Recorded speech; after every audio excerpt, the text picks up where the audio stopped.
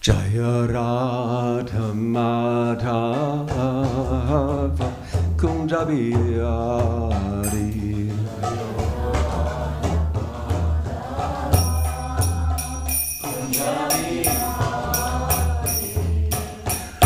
Radha Madhava Kunja Bihari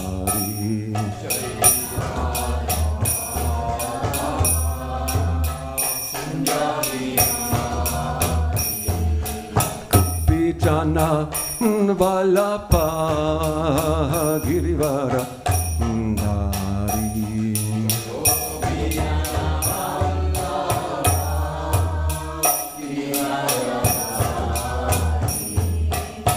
Dari Jana Valapa Girivara Dari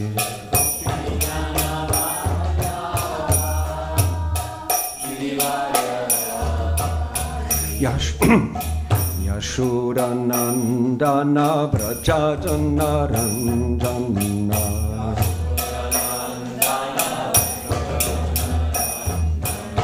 Yashodanandana Brajajana Ranjana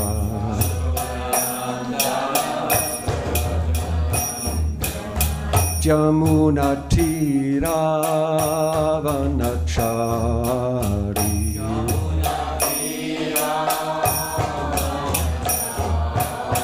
Jamuna Tiravana Chari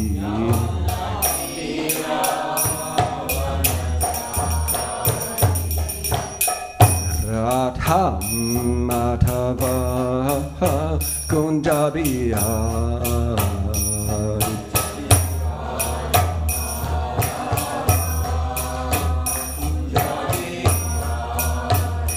Jaya Radha Madhava Kunja Bihari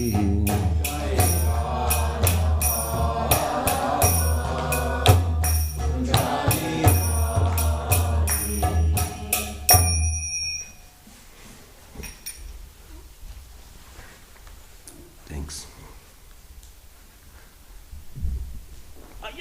Eins brauche ich, Prabhu. Kann ich. So im Alter habe ich kalte Füße ständig. Ja, was geht? Merci. Om Namo Bhagavate Vasudevaya.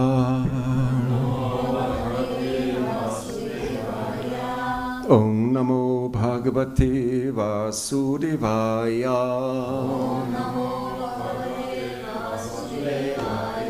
Om Namo Bhagavate Vasudevaya.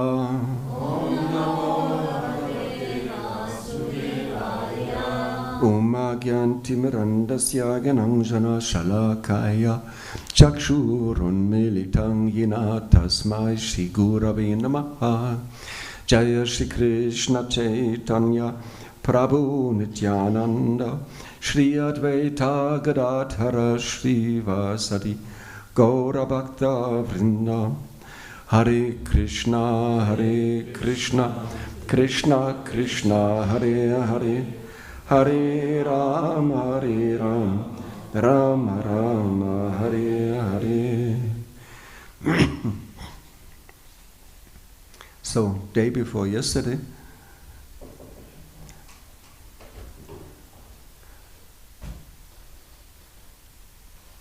Prabhu, yesterday you just spoke on the next verse, no? In Bhagavatam.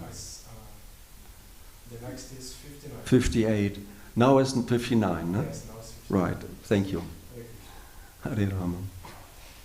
So, we are reading in the fourth canto of Srimad Bhagavatam in the chapter 24, entitled Chanting the Songs Sung by Lord Shiva. Text number 59.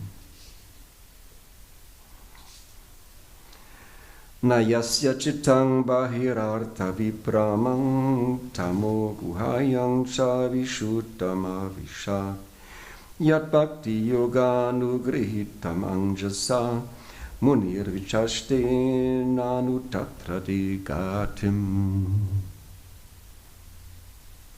We didn't manage to write. Yeah. So maybe we just go for it. Yes.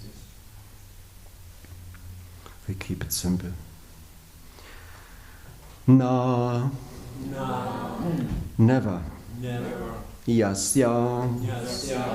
Whose. Chittam. Heart. Bahi. External.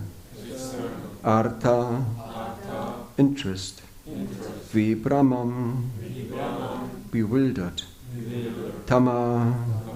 Darkness. Guhayam. In the whole. Cha. Also. Vishuddham. Purified. Avishat. Entered. Yat. That. Bhakti Yoga. Devotional service. Anugrihitam. Being favored by. Anjasa. Happily. Muni. The thoughtful. Vichaste. Sees. Nanu. However. Tatra. There. Te. Your. Gatim. Activities.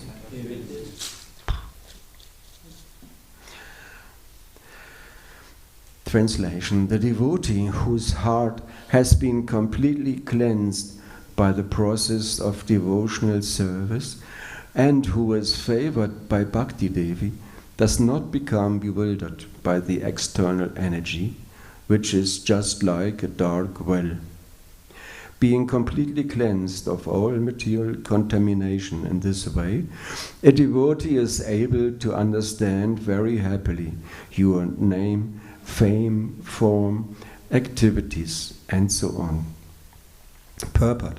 As stated in Srimad Bhagavatam 3:25, Satang prasangan mama virya sangvido bhavanti ritkarna rasayana kata tajoshanada shvapavargavatmani shadaratya bhaktya anukramishyati. Simply by the association of pure devotees, one can understand the transcendental name, fame, quality, and activities of the Supreme Personality of Godhead. Sri Chaitanya Mahaprabhu has repeatedly said, Sadhu Sangha, Sarva Shastrikoi, Lava Matra Sadhu Sangha, Sarva Siddhihoi. Simply by associating with a pure devotee, one becomes wonderfully advanced in Krishna consciousness. Sadhu Sangha, or association with the devotee, means always engaging in Krishna consciousness by chanting the Hare Krishna mantra and by acting for Krishna. Specifically, chanting the Hare Krishna mantra purifies one, and this chanting is therefore recommended by Sri Chaitanya Mahaprabhu. Cheto Darpana Marjanam. By chanting the names of Krishna, the mirror of the heart is cleansed, and the devotee loses interest in everything external. When one is influenced by the external energy of the Lord, his heart is impure. When one's heart is not pure, he cannot see how things are related to the Supreme Personality of Godhead. Idang hi vishvam bhagavan ivitara. He whose heart is purified can see that the whole cosmic manifestation is but the Supreme Personality of Godhead. But he whose heart is contaminated sees things differently.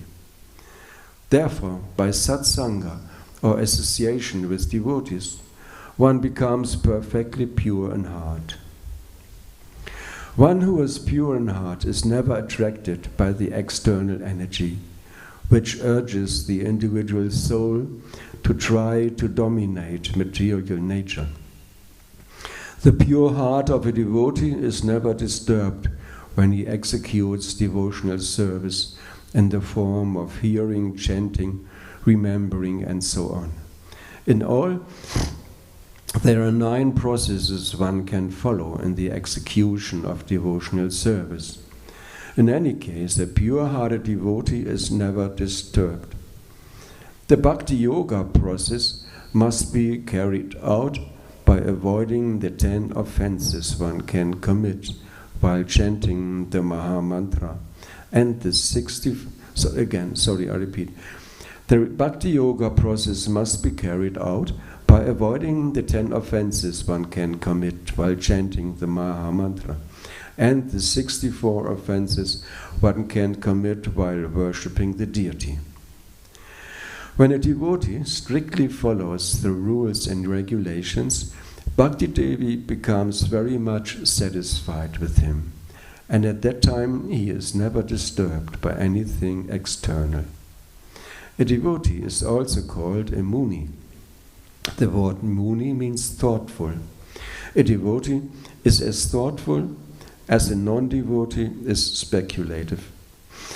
The non-devotee's speculation is impure, but a devotee's thoughts are pure. Lord Kapila and Shukadev Goswami are also called Muni, and Vyasadeva is addressed as Mahamuni. A devotee is addressed as Muni or thoughtful when he purely understands the Supreme Personality of Godhead. The conclusion is that when one's heart is purified by the association of devotees and by the avoidance of the offenses committed when chanting and worshipping the Lord, the transcendental name, form, and activities of the Lord are revealed by the Lord.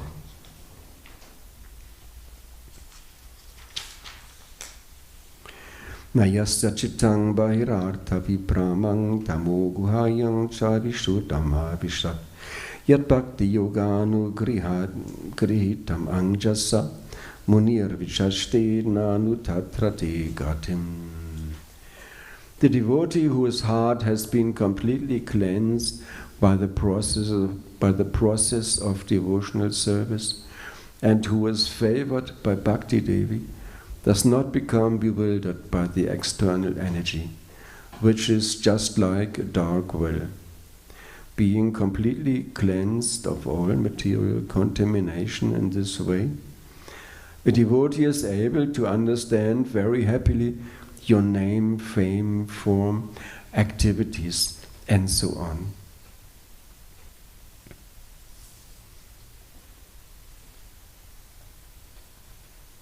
Lord Shiva is instructing the 100 sons of King Prajnaparishat, the Prachetas, how to pray to the Lord. They wanted to absorb themselves completely in devotional service and thoughts of the Lord. They wanted to become self-realized, wanted to purify their consciousness, and they wanted to dive into a wonderful, beautiful lake on the ground, on the bottom of this lake. They wanted to perform this meditation on the Lord. And Lord Shiva, because he was very much pleased because of their nice relationship, because of this wonderful relationship amongst the brothers, Lord Shiva, he appeared before them and he taught them these prayers. Very extensive prayer. Many verses. One more beautiful than the other. And the Prachetas, they listened with open ears and open hearts to absorb this prayer into their mind, into their consciousness.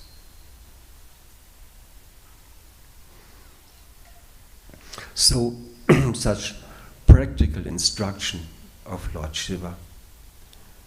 A devotee who is cleansed by devotional service does not become bewildered by the external energy, which is just like a dark well. If one is not careful, well, here in Zurich, it won't happen to you so easily. But in India, or somewhere, yeah, actually mainly in India, I guess, there may be, in the country, there may be wells, there may be a well which is covered over by grass. You don't see it. And as you walk along, admiring the beautiful trees, suddenly you fall into this dark well. And it's very difficult to get out again. So, to not become overwhelmed by Maya, not to fall into the trap of Maya, we should engage ourselves properly in devotional service, as is explained here. There's also this famous verse, which I always remembered and was reminded of when I was performing my service outside. Daivi Shaguna Mai Mama Maya Duratya Mama Mi Beye Paparyanti Maya Mitam Tarantite. This what's it called in English? I wrote it down. Diese meine göttliche Energie, die aus den 3 Erscheinungsweisen. This divine energy of mine, consisting of the 3 modes of material nature, is difficult to overcome. But those who have surrendered unto me can easily cross beyond it. We feel sometimes these attacks, the allurements of Maya. Actually, it's a test. Maya is testing us. What are we deciding? What are we up to? What do we want to? What are our desires? And Maya is testing us. And sometimes we become distracted and attracted by material energy. And then we have to remember, yes, Maya is very difficult to overcome. These tests of Maya are quite hard sometimes. But it is said, Krishna only gives us tests which we can overcome. Sorry, my knees. Would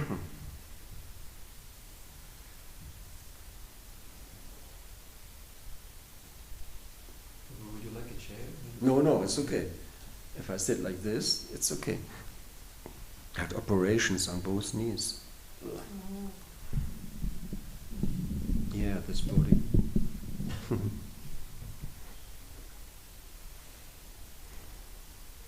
It's practical when I walk around offering my prasadam, energy balls, to the people. They see that I'm an old man, half crippled. One leg is completely twitched, and I walk in a funny way. When they see this, they become compassionate and take something and give something. Very practical. There in the city, sometimes you see these beggars from East Europe somewhere, and they also play like as if they were crippled, but they all make the same moves, like ballet or something. They also move. They all have the same movements. Everyone does the same thing, half lame, and that's just, one can immediately see it's just practicing the show. So Krishna only gives us tests which we can overcome. So Maya, we can overcome Maya when she is attacking us or when she's testing us. by remembering Krishna again. Krishna also says in Bhagavad Gita, how does this verse go? As they surrender unto me, I reward them accordingly. Hiyatamam papajanti tang sadaiva bhajamya mama madhubatanti manush padasaiva. At the last verse, or last line, Hiyatamam papajanti mayam tamit.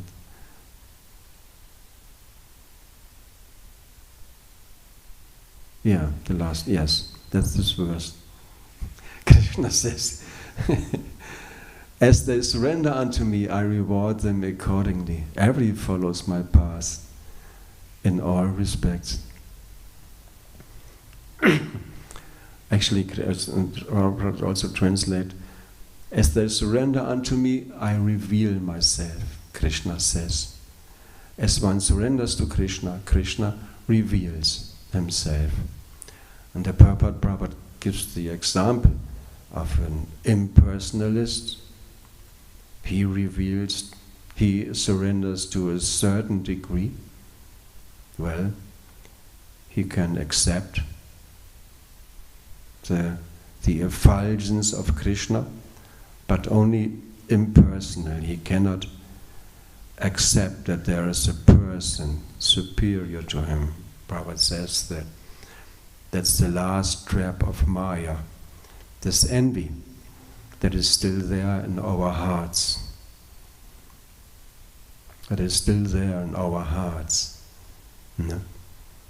How much are we really ready to be a servant of Krishna? How much are we ready to surrender to be a servant of Krishna?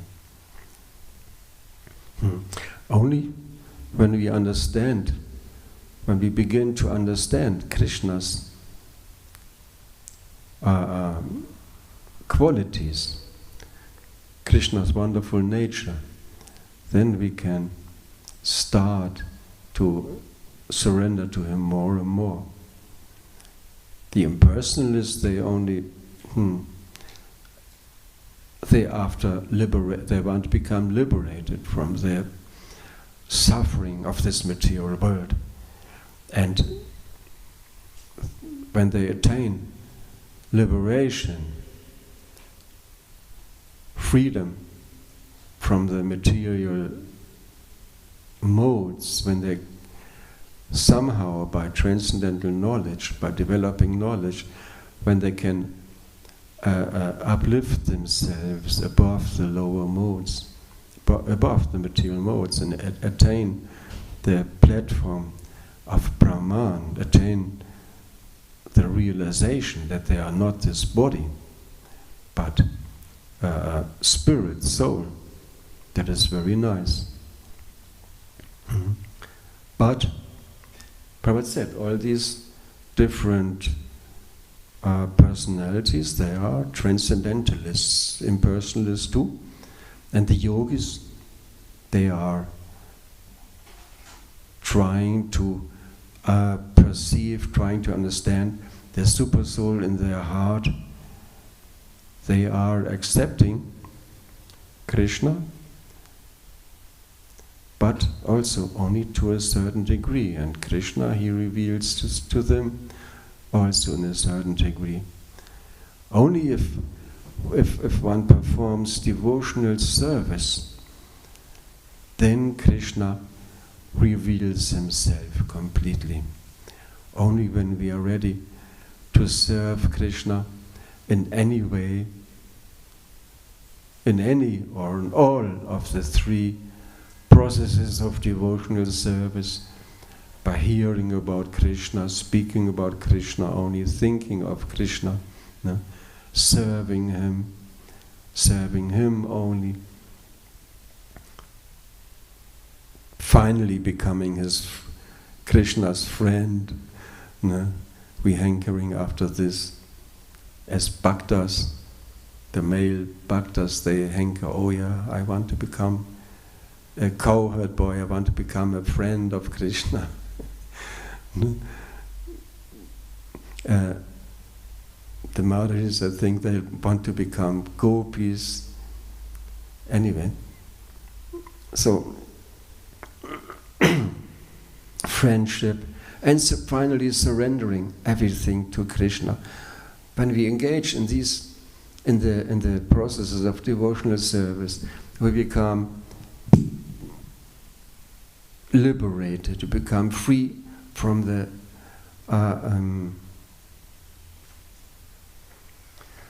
attacks of Maya.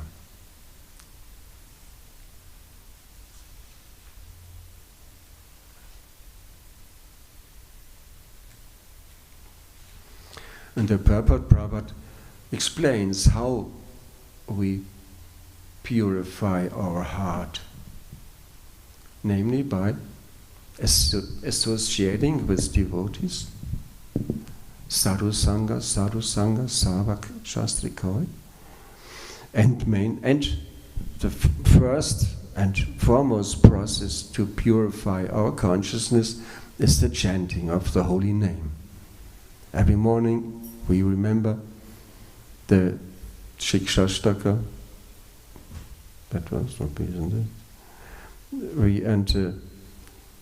Starting with Cheta Darpanamarjanam. The consciousness is like a mirror. And the chanting is like the process of cleansing the mirror. Maya has two functions, the covering aspect and the throwing aspect. By the covering aspect, our consciousness becomes covered up. Our consciousness is like this mirror which has been covered by dust. When you take this mirror, you only see this dull surface. You cannot perceive anything. A materialist, in material consciousness, we cannot perceive anything. We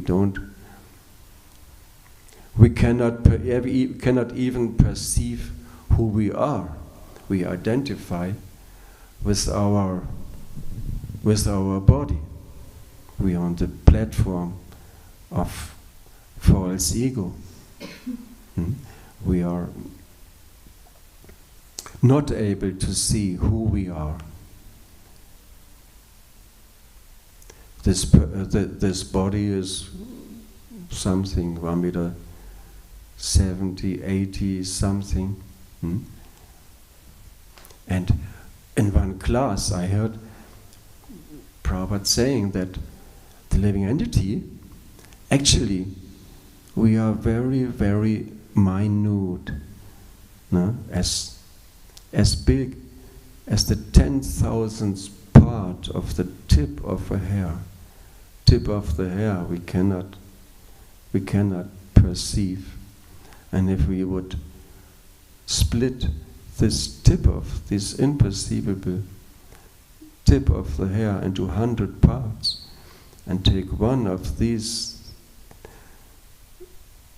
minute parts and split it again into 100 parts,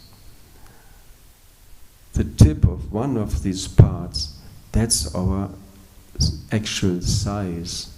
That's how great we are. That's how big we are. 10,000th part of the tip of a hair. But we are not victims of decay, but we are eternal. And this body is huge. It's almost like this body compared to the universe. Our actual size compared to this body is like this body compared to the universe. Huge. No? So we are completely in illusion when we consider ourselves to be the body. We are just We are living in this, inside this body, in this area of the heart, and we desire this or that. We can always choose between Krishna and Maya, and to develop the right desires, to have the right consciousness, the right desires, the proper desires, desiring Krishna. That's our, how I say, that's what we have to learn in this life, to develop the proper desires. And therefore we are chanting the Hare Krishna mantra, and the Hare Krishna mantra, the meaning is, dear energy of the Lord, dear Lord, please engage me in your devotional service. This desire we try to develop. In the Bhagavad Gita, Krishna also tells Arjuna one should perform all his activities just to purify oneself. Suhatra Swami in the class, he said, yeah, we chant to purify ourselves. One reason. It's a basic reason, but it's also very necessary to be conscious of this. We chant to purify ourselves. This is the first effect of the chanting. Chita Darpanamarchanam, the first effect, the first blessing of the holy name. We purify our consciousness, the mirror of our consciousness. We cleanse it. By chanting, we cleanse our consciousness, our mirror, and then we are able to see, to understand ourselves, who we are.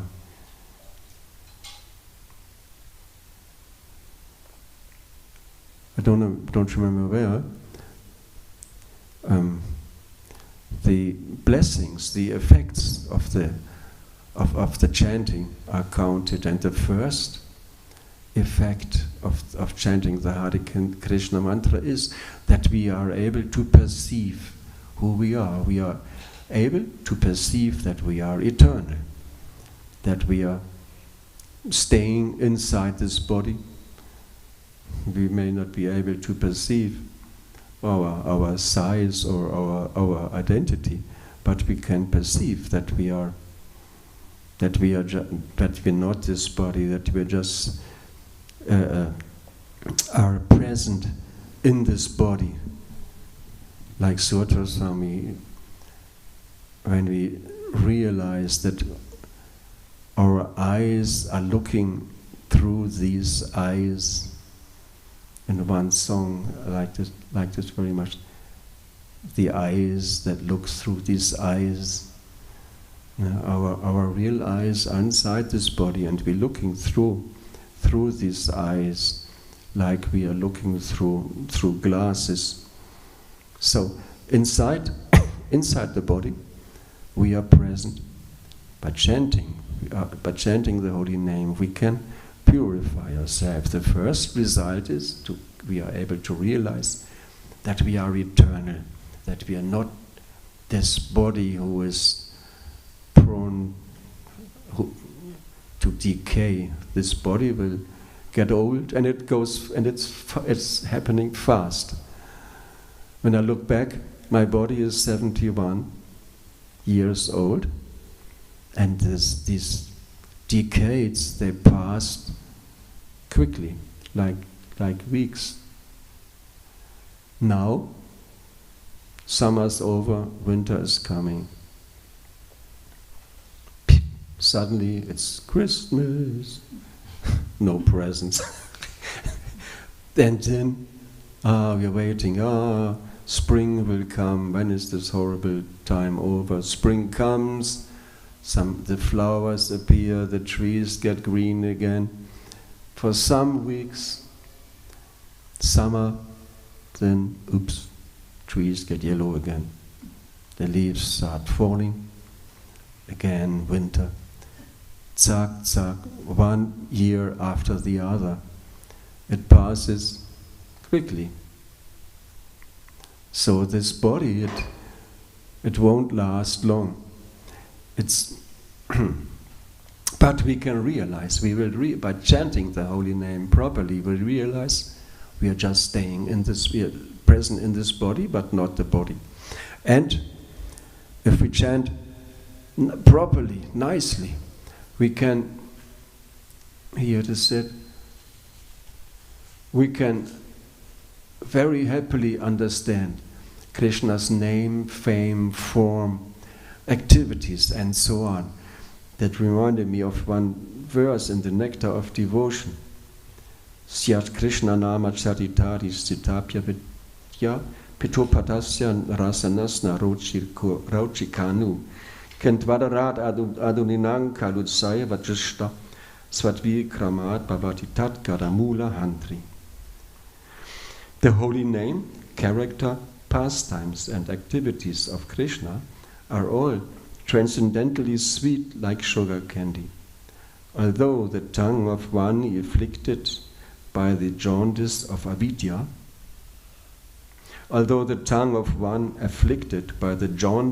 avidya, ignorance, cannot taste anything sweet, it is wonderful that simply by carefully chanting these sweet names every day, a natural relish awakens within his tongue, and his disease is gradually destroyed at the root.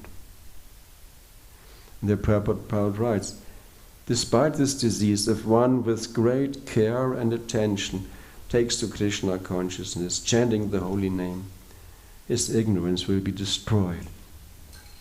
This very essential verse is described that the holy name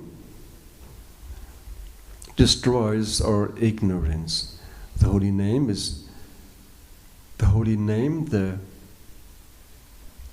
the character, the pastimes and activities of Krishna are all transcendently sweet like sugar candy.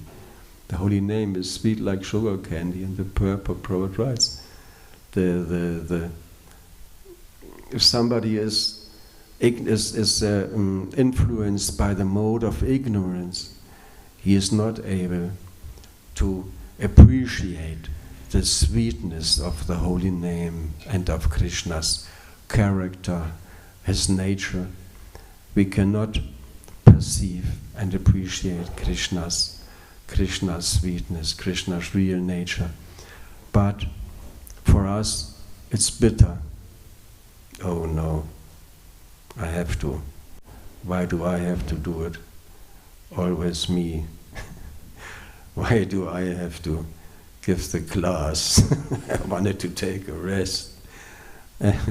Well, this is our consciousness sometimes.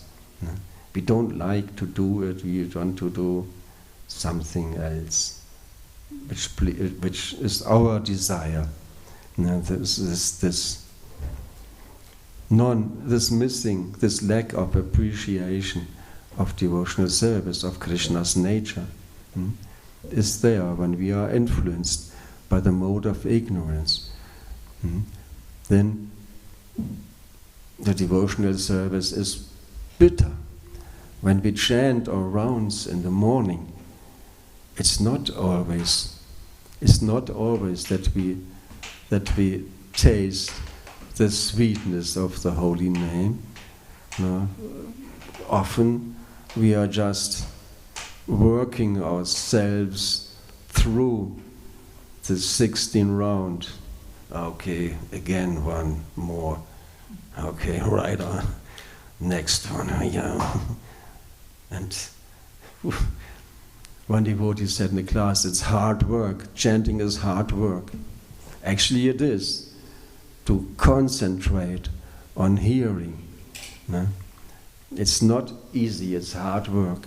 It takes endeavor, determination.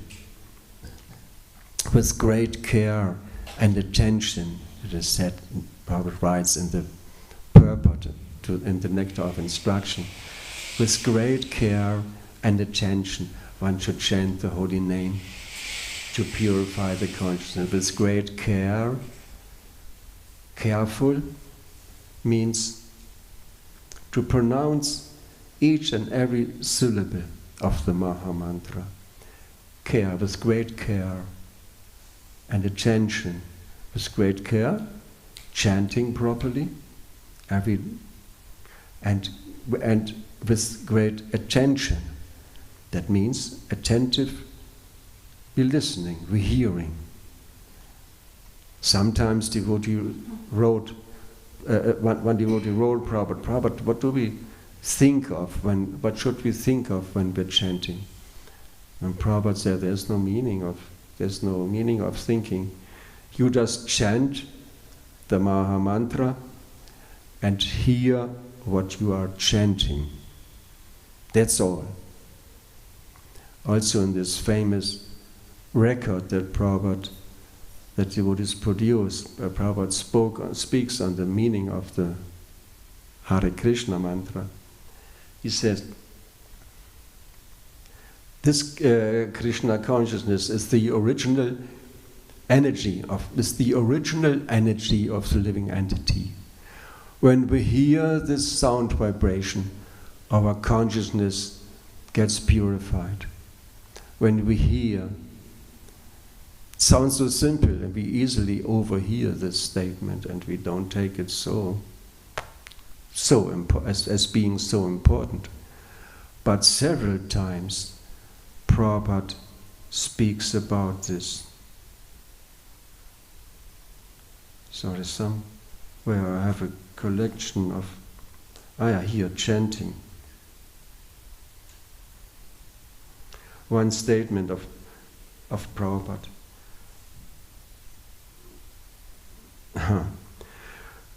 I found this essential. Concentrate on hearing the sound of the holy names. Concentrate on hearing the sound of the holy names. As you chant, pronounce the names clearly and distinctly, addressing Krishna in a prayerful mood. When your mind wanders, bring it back to the sound of the Lord's names.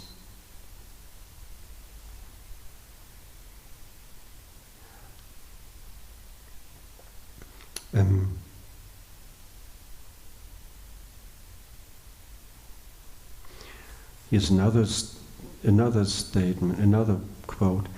The words Hare Krishna should be very distinctly pronounced and heard. Sometimes one mechanically produces a hissing sound.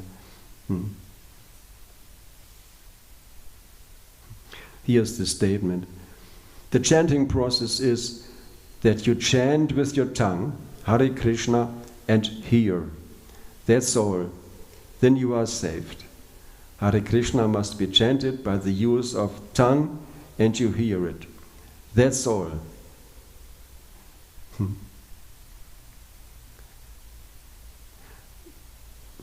In Deutsch ist ein Zitat: Man soll nicht künstlich versuchen, die Form des Herrn zu sehen, während man Hare Krishna chantet. So one should not artificially try to see the form of the Lord while chanting Hare Krishna. But when you chant without offense, then the Lord will reveal himself to the chanter. Therefore, the chanter has to concentrate on hearing this sound vibration. And without an extra effort from his side, the Lord will appear himself. The Lord has to, the chanter has to concentrate on hearing the sound vibration. Then it's so simple. Concentrate on hearing. When we have to concentrate on hearing the Maha Mantra. And then, when we do this, maybe we realize, hey, what is this? Sounds like the Hare Krishna mantra, something similar. Once I made a bad joke. Oh, Prabhu, I like your chanting. It's a little bit like the Hare Krishna mantra. When we hear our chanting, something maybe you will realize, oh, wait a moment, what is this? What am I chanting there? That's not the complete mantra. That's not properly. That is not right. When we hear our chanting, and that's the whole process. So simple. We hear our chanting. We hear. Our ears are like the doors, are like the entrances into our consciousness, into our heart. Through our ears, Krishna can enter into our heart if we allow him to. If our ears are open, if we really hearing. Yeah? So simple, but we have to, with determination, we have to direct our mind, we have to control our mind, concentrate our mind on this hearing. Yeah, that's this term Srila Prabhupada uses. We have to concentrate on hearing. If we do this, then we are in the association of Krishna. Then Krishna enters our consciousness. He's present. And then our consciousness becomes purified, Cetadarpanam, and all these wonderful blessings of the chanting will manifest. No? It is said it's a nectar after which we are searching since time immemorial, since very, very long time. We are searching since eternity, we are searching after this nectar. And when we are, by the chanting, when we are endeavor and chant properly, chant and hear, then we will realize that this chanting is very nectarian. Slowly, sometime, it will manifest. It will to us. We will realize it. When I started chanting, I was very much covered somehow. When I started chanting, I was doing my civil service, walking around in one room there, and suddenly it became very ecstatic. Krishna gave me a small sample. When I want to sell my energy balls, I give a small sample to the people. A pröbli. Ich habe pröblis, and they try it. Some no, it's not. But at least they had some prasadam. So Krishna gave me a sample, and the chanting became very ecstatic. I was laughing and crying, and after some time I came into the temple, and I guess I committed offenses. Somehow it got lost.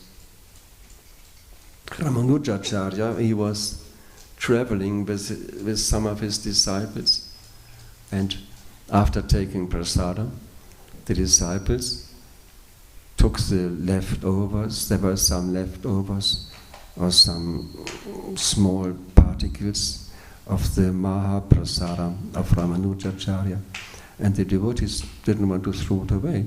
They threw it into a lake nearby, and they saw some fishes coming up, eating this prasadam, and they saw how these fishes suddenly assumed their four-handed Vishnu forms, and they, for their obeisance, they folded their hands towards Ramanujacharya, who had liberated them, and they moved up and went back to Vaikuntha, left their fish forms. And the disciples said, "Oh, Guru Maharaj, we are taking your Mahaprasadam all the time. Why don't we get liberated? And Ramanujacharya said, well, because you are still committing offenses. So, therefore, we are not experiencing the nectar of the holy names. We are still somehow covered. But it is said, if one realizes that one chants with offenses, one should just go on. I mean, we should try to improve, of course, but we don't stop. We just by chanting, going on chanting, we will improve. We will correct ourselves. By and by, we realize our mistakes, and by improving, our consciousness becomes more and more purified, and we are able to appreciate Krishna. And this verse, as it's also here, it says, being completely cleansed of all material contamination, the devotee is able to understand very happily your name, fame, form.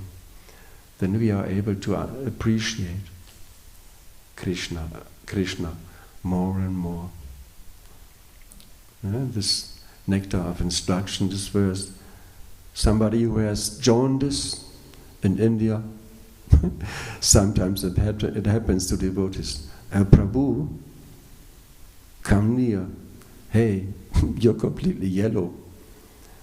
They have if somebody has jaundice, yellow eyes, then the best remedy, the best medicine is to take sugar candy, rock candy, nectar of instruction.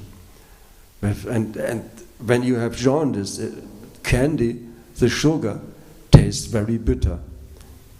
Till now I did not realize that I don't have the experience, but devotees say, yes, it's true. It's very bitter. But that's the medicine. You have to suck on this candy, rock candy. You just keep it in your mouth, and it's so bitter, it's horrible. But still, that's the thing you have to do. And you go on and on and on, taking rock candy again and again. And this will heal you.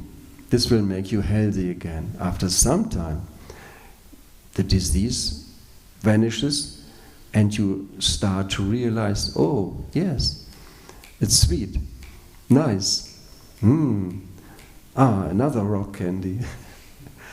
Then, and in this way also our consciousness gets healed, and we are able to appreciate the sweetness of Krishna's der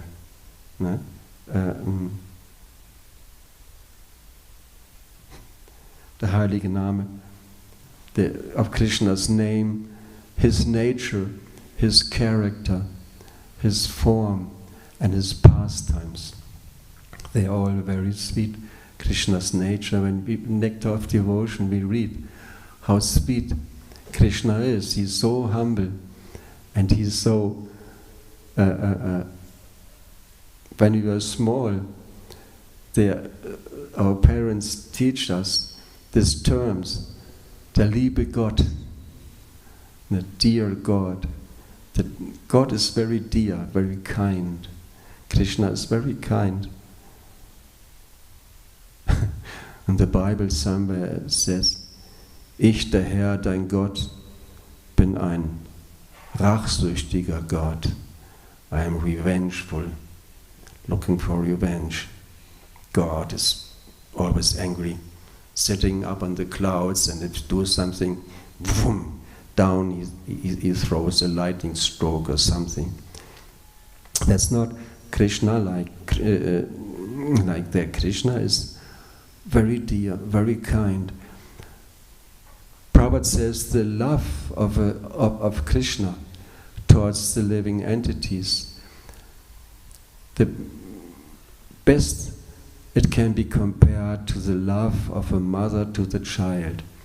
That's the relation that most resembles the love of Krishna for the living entities.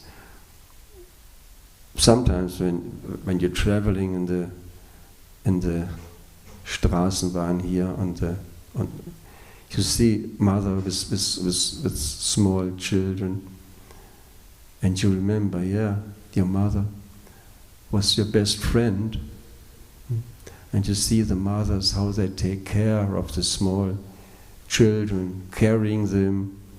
The children beat on their nose maybe by accident. Mothers, I also saw it. In the beginning it said, now I'm kind of step-grandfather, and the mother in the beginning, they have to, first year or two, they hardly get any sleep. The children, the baby comes, wakes up, screams, the mother has to take care the whole day and whole night. But because they are so attracted and they have so much love for the small baby, they do all this. And Krishna also, we are behaving nastily. We don't behave nice. It is said Krishna is always with us. Even when we are in the body of a pig looking for stool, Krishna is in our heart. And he sees us, he watches. He tells us, oh, go over there. You see this guy going into the fields, and India, here you don't see it. In India, people, if you walk around, you should have a stick with you. Yeah. If you have to, Prabhupada use these to empty the bowels. If you have to go somewhere into the bushes or into the field to empty the bowels, then the pigs come. Oh, fantastic. Here they have something similar. When you walk around the city, you see these guys here in the Weihnachtsmarkt.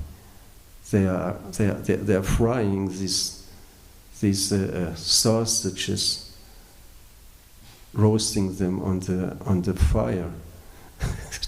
They also look like stool actually, and there's not much difference. It's all the garbage in the when they kill the animals, they take all the things that they cannot sell, they mix it up, put it into this thing there, and sell it as a sausage. All these things are so horrible. And Krishna is in the heart of the living entity. Watch this. Actually, it's not good if you go and buy the sausage. But I want to now. This Christmas time and they're selling it. I want it. And what can you do? Okay, go ahead. Krishna is with us all the time, and he's watching us, seeing everything we do. Still, he's taking care of us. Still, he loves us like a mother loves the small baby. Krishna is always with us, taking care of us, trying to give us good advice. And slowly, we become more and more, we become able to appreciate Krishna's sweet nature. Is there any question?